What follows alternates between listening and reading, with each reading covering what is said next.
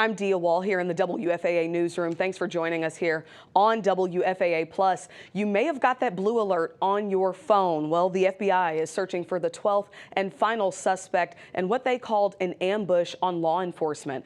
If you look at your screens right now, this is Benjamin Song. He's a former U.S. Marine Corps reservist accused of joining those 11 others in an organized attack against officers at the Prairieland Detention Center. Now, according to the U.S. Attorney's Office for the Northern District of Texas, this all happened here in Alvarado. We got an update on this entire situation, what happened when the ambush occurred. We're going to go to a package now and a story that was put together to kind of explain what happened by our Adriana D'Alba. Outside the Prairieland Detention Center in Alvarado, heightened security after a shooting at the ICE facility on 4th of July. This was an egregious attack on federal and local law enforcement officers. Federal authorities revealing new details on Monday, saying they believe it was a coordinated attack. It was a planned ambush with the intent to kill ICE corrections officers. Federal prosecutors say Friday night, about a dozen people wearing black military-style clothing launched fireworks outside the ICE facility and vandalized it. Seemed to be designed to draw ICE personnel outside the facility. It escalated after officials say someone separate in a nearby wooded area shot an Alvarado police officer in the neck, who is now recovering. Officials say another person nearby began firing too. Shot 20 to 30 rounds at these unarmed corrections officers. There was an AR-style rifle found at the scene. Deputies stopped 7 suspects nearby. Investigators saying they found body armor, weapons, and radios. Inside the vehicle, a flag that said "Fight ICE Terror." It's unclear if this incident is connected to a shooting in McAllen, where an armed man was killed after exchanging gunfire at a Border Patrol facility. Federal prosecutors arresting and charging 10 people. They're facing 3 counts of attempted murder of a federal officer, among other charges. An investigation into the Alvarado incident still underway. In Alvarado, I'm Adriana D'Alba. As for the people who are a part of this, accused of taking part in this ambush, who have already been arrested to this point, Zachary Evitz of Waxahachie, Joy Gibson of Dallas, Bradford Morris of Dallas, Maricela Rueda of Fort Worth, Seth Sykes of Kennedale, Elizabeth Soot of Fort Worth, and Inez Soto of Fort Worth. They all face criminal charges, and I want to make sure I get this right, including attempted murder of a federal officer, discharging a firearm during a violent crime, terrorism, and aggravated assault with a deadly weapon against a peace officer.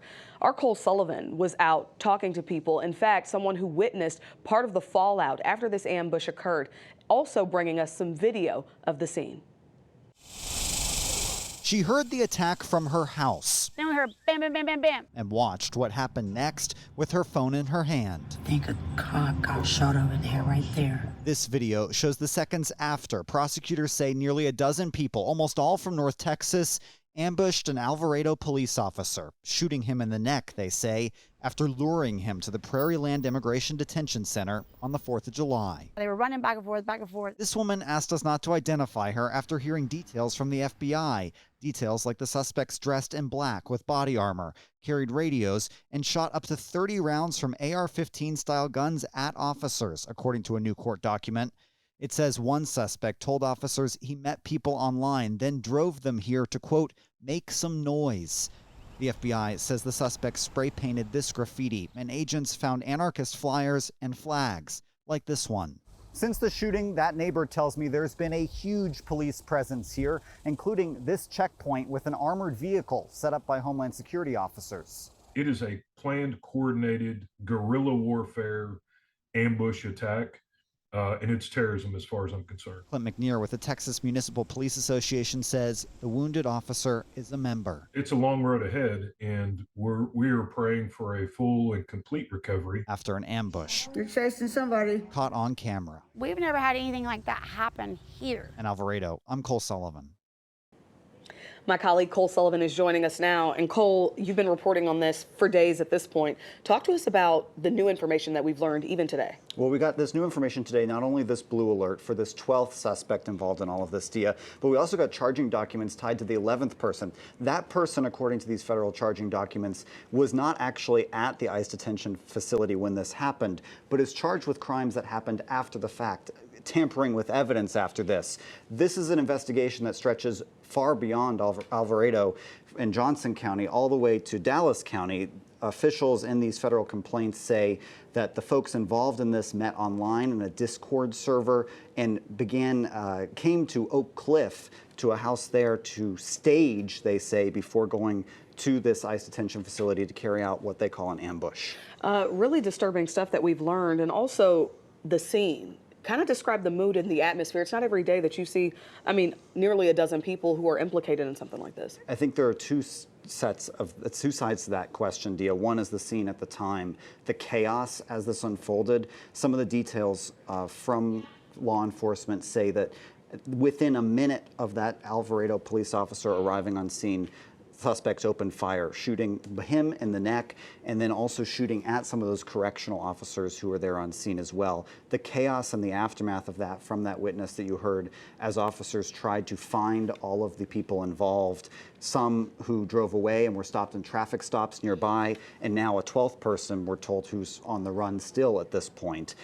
The scene now is still very tense. When you pull up to this ICE detention facility, there's a new checkpoint set by armed Homeland Security officers that are outside of the normal perimeter of this. And when we pulled up to start talking to some neighbors, the ones you heard there, and also understand more about the scene, they stopped us. They said, "What are you doing here?" They have that big armed bearcat that you saw there as well. They're taking this very, very seriously after an attack on one of their own. Obviously, that blue alert is for the 12th suspect, Benjamin Song. We showed you his photo there, mugshot rather, or photo. And ICE, in the Monday evening news conference, local and federal officials called this a coordinated attack on law enforcement and ICE. What did those documents show to kind of corroborate that? So one of the things that the documents talk about is, as this unfolds, the timing of it and the fact that it happened so fast. So what they say is these 10 or 11 people who were here on scene, or there on scene at Prairieland Detention Facility, had body armor, they had radios, they were dressed in all black, they had helmets, some of them did, according to these affidavits. They also were there with fireworks and spray paint. They began spray painting some of the vehicles in the parking lot of that detention facility and shooting fireworks, these complaints say, towards the detention facility. That prompted some of the ICE officers inside to call 911 and ask for local police response. When that response happened, that's when the shooting occurred. Officials saying people hiding in kind of a brushy woods area were shooting at those officers as they arrived. They say the fireworks, the spray paint, that was all designed to lure police officers to the scene to ambush them at that point. Cole, for people who are kind of getting bits and pieces of this story and just getting caught up, what do you think is the big takeaway, and what are we still waiting to learn? I think two parts are big takeaway. One is that there's a suspect on the run who they need your help to find. That person there, Benjamin Song, who they're looking for right now. Nearly a dozen people involved in all of this, nearly a dozen there that night, is the other big takeaway. This was not a one-off, one-person thing. The law enforcement experts I've talked to say that this was a calculated, coordinated, planned attack, a planned ambush on law enforcement, and that is a big deal to have that happen right here in North Texas. Just for the last time, the 12th suspect in this ambush, Benjamin Song, still has not been arrested. That's why you got those blue alerts on your phone. And the documents say that he is accused of buying 4 weapons that were used in this ambush, 2 of them AR-style rifles. So we're going to continue to keep you updated there. The Alvarado City Council is set to meet behind closed doors to discuss this incident tomorrow. The mayor tells us that local police, the chief there, is going to provide an update to council members at that time as well. So this is a story we will definitely continue to follow. Cole, thank you for your insight, and thank you for joining us here on WFAA Plus.